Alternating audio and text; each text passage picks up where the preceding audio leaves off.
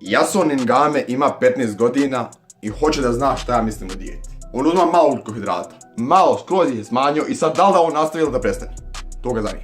On hoće da njemu džavaška, šta je reći? Šta je reći? Sad ću reći. Ja sam već govorio o ovom.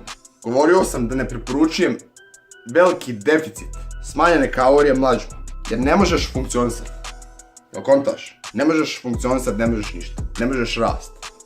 Kasnije nećeš moći dostići svoj puni potencijal. Ako ti je cilj da dostigneš to. Vidi ovako. Nema ništa loše u tome da smanjiš ugljikohidrate. Ali će ti opet biti potrebna određena količina. Ja bih te preporučio, Jason. Slušaj sad, što ti ja preporučujem. Uzmeš ujutru prije tih škola, tih deblana, zajebancija, što više složenih ugljikohidrata. Da mogu funkcionisati, da mogu kontati, da mogu misliti, da mogu trčati, da mogu ostati budan. Trebaju ti ugljikohidrati, da mogu biti razabran, trebaju ti ugljikohidrati. Ujutru. Jesi me čuo?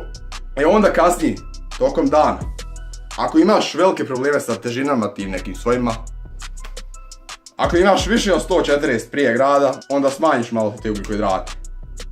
Nema ništa loše u tome, ali nemoj previše kalorije smanjivati u tim godinama. Jer ti ćeš svakako rast, ti ćeš svakako napredovat ako jedeš ono što je kvalitetno. I bit ćeš zdrav i fino ćeš izgledati. Kad čuješ? Nema potrebe za smanjivanjem kalorija. Previše.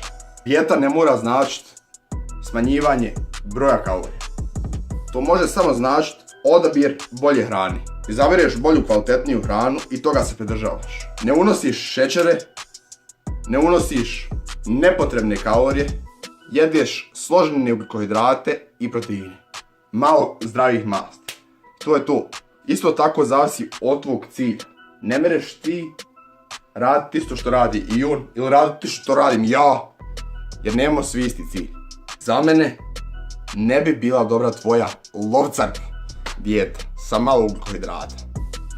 Jer meni je cilj da budem jak. Ali čovjeku kojem nije cilj da bude jak, kao što je to meni, nije potrebno puno ugljikohidrata. Ali je opet potrebna određena količina. Ujutru najbolje,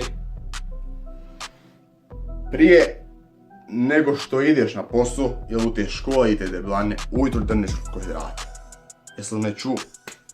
Jesi li ti mene čuo? Ti imaš cilj neki, ako ga imaš. Ja imam tamo neki drugi, ako ga ja možda imam slučajno. Nije isto. Razmisli dobro šta ti hoćeš.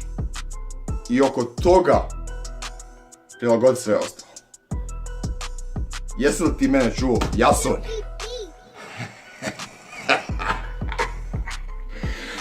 Hoš, hoš!